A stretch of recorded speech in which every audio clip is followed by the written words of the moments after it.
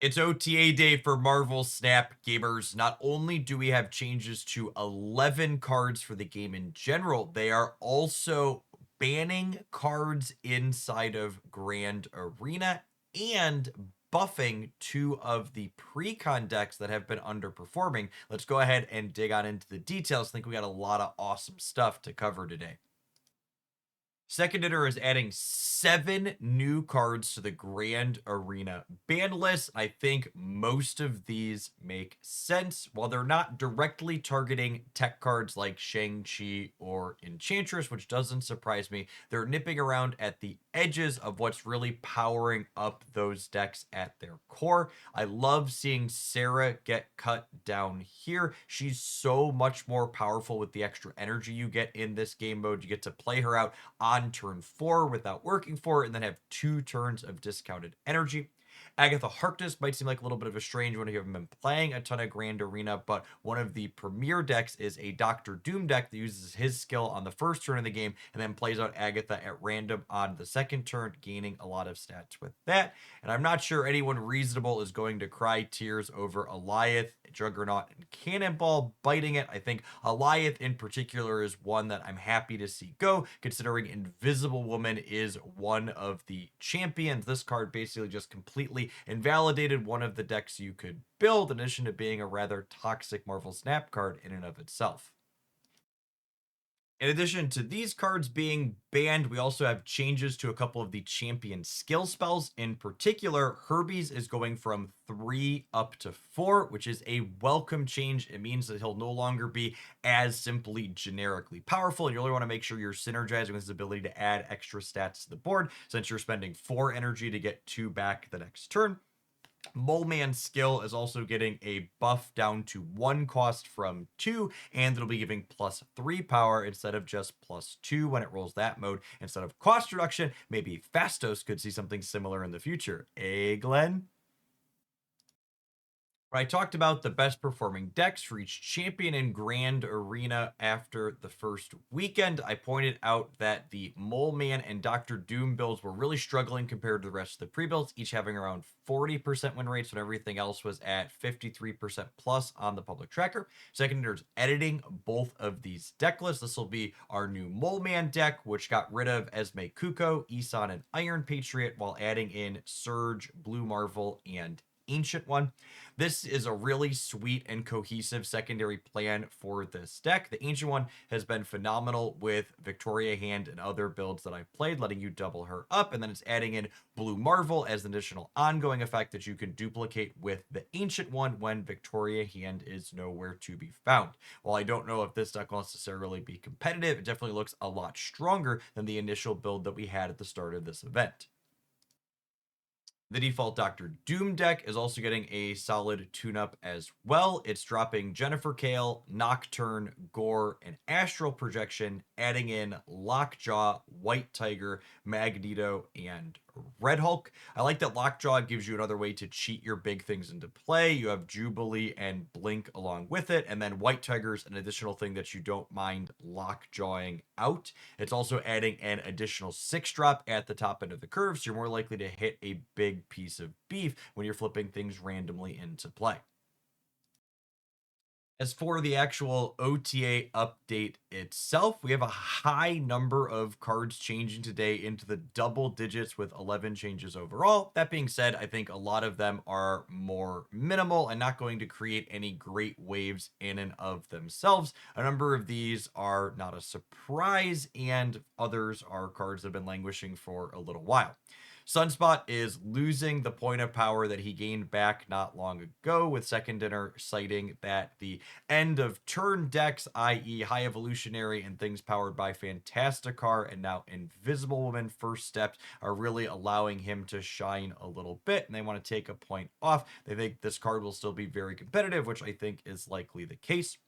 Gwenpool is yet another victim of PowerPoint trimming inside of the Zabu Galacta Tech Cards shell. Second Dinner notes that they've been slowly chipping away at this one with bigger swings like Galacta and smaller chip shots like Zabu last week, and Gwenpool is the latest addition to this. I will say, I think it's an interesting dynamic that they keep poking away at the things that generate numbers as opposed to the actual tech cards themselves in those decks that are basically a small number of stats in Gwenpool and Galacta and then lots of disruption. I'll be curious to see if they can actually get those decks into a state that they're happy with by just taking these small bits of power off around the edges.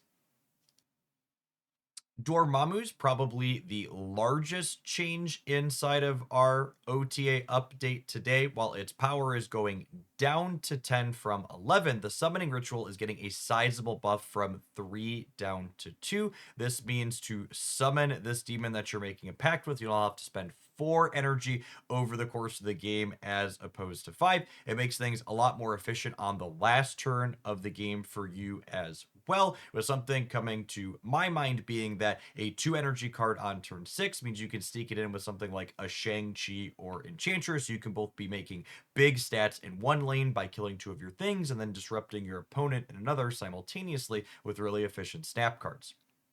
The Black Cat change is one of the more interesting ones here. Second Dinner notes that their change of her down to a 2/6 was them hoping to make it so people would actually play Black Cat out with some consistency as opposed to her just being a hella card when she was a more expensive thing. But being a 2 still is hard to fit into your curve, so they're making a more aggressive change for her here down to a 1/5. I think this is an interesting direction to take. 1/5s have historically been very powerful in the past, with Hydra Bob notably losing his 5th point of power the last time he was changed in an OTA. That being said, I think Black Cat's restriction is a lot more restricting, although it's nice that you're going to be able to play her out on turn 1 should you choose now, which could lend her to strategies with something like Iron Patriot, for example, or other things that explicitly want to gain priority to gain an advantage early. Invisible Woman and Domino are both gaining a 4th point of power, and this is kind of second dinner simply acknowledging the existence of power creep that we've had in 2 energy cards in Marvel Snap of the late. You know, these types of effects are now competing with things like Merlin and Sam Wilson and Surge and now Mr. Fantastic First Steps, and 3 points of power on a 2 energy play just isn't what it used to be. I think these are both very worthwhile updates. I'm definitely going to be excited to try and build around some Domino Wiccan decks in the not too distant future. The perhaps most puzzling and annoying change in this set of roundups is Mobius, and Mobius is getting a 4th point of power. I think he's truly one of the most obnoxious tech cards in the game, completely shutting off a number of things that are really interesting to play with. That being said, Mr. Negative has been a top performer, so while I hate playing against this card with my slightly weaker things like She-Hulk cost reduction, there's no denying the fact that having better tools for interacting with the more over-the-top things like Negative will be a welcome addition to the game. Agony getting a 3rd point of power is a sweet one. She's a card that I think has felt competitive or close to it in a number of B and C tier decks in the past, and her offering 50% more stats on a 1 energy play seems really solid. Blink's going up to an 8th point of power here, with second dinner noting that they debated buffing Lockjaw and Blink simultaneously, but they decided to just do one before the other, especially since they recently changed Lockjaw to be a 2. I would agree that my anecdotal experience is that that package has been a little bit weak overall, so getting an extra point there is welcome.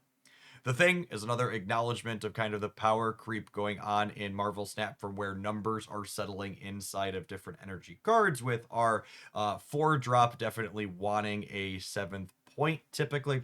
It makes me wonder, is Cyclops just left forgotten somewhere as a 3/4, or will he eventually get the 5th point of power he's needed for probably a year more now? Speaking of 3s, Moleman is getting a 4th point of power, which doesn't surprise me, but I also haven't had a chance to play with this card outside of Grand Arena yet, so I'm happy that when I finally will, he'll be a little bit stronger than when he was initially launched. I think the OTA changes today are like a solid 5.5 or maybe 6 out of 10. They're not amazing, but they're also not terrible. I'm glad that they chipped away points in that Gwenpool stats package. It'll hopefully make tech cards a little bit worse overall in regular Marvel Snap. I have to say, the biggest story today is definitely the changes to the Grand Arena, though, and I think it really highlights one of the things that I've often said, which is Marvel Snap is really just one of the best balanced live service games I've ever played. I think game design in general is hard, and I never expect any team to get things right 100% the first time. But one of the things that really allows the Snap team to be excellent at what they do is their willingness to iterate and try different things. And I think this very quick response to not only adding new cards to the Grand Arena ban list midway through the event, but also reworking two of the weakest deck lists so that way people who have smaller collections can play these pre-builts and feel good about it is really awesome. I think the Grand Arena is probably my favorite limited time game mode that we had, and I hope it absolutely comes back on the regular with a couple of champions changed out with new ones to try, while old favorites can come back again and again. As always, if you enjoyed my summary today, make sure to smash that like button and be sure you're subscribed to the channel so not miss any Marvel Snap deck list roundups and other game news here. As always, if you want to see a number of these cards in action, be sure to check out the link to my daily deck highlights where I'm highlighting different Marvel Snap things 6 or 7 days a week in the description down below. As always, I appreciate everybody that made it through all the way through to the end of the video, and I hope your next snap pack is an excellent one.